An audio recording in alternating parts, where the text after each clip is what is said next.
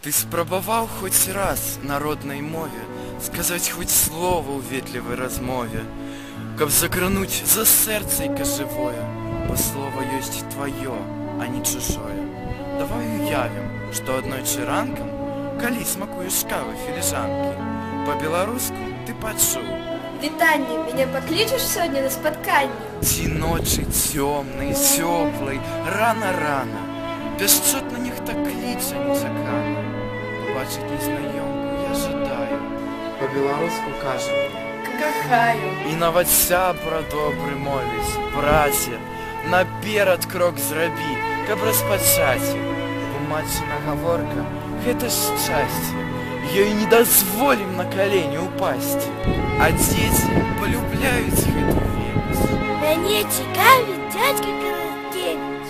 Бо беларускасць робіцца мейнстрымам, ты з ёй адчуеш за спіною крылы. Чаму так атрымалася? Спытаеш, я ведаю, адказ ты адчуваеш. А пачалося ўсё таму, што ноччу па-беларуску я сказаў аднойчы. Той сказ быў не пра неба сярод гаю, то было слова простае: кахаю. Ты паспрабуй прынамсі дзень адзіны, а заўтра загаворыць вся краіна. Ты маеш шанец зараз ці ніколі, бо мова — гэта сімвал тваёй волі. Таму не будзь у наваколлі вузкім. А ці гаворыш ты па-беларуску?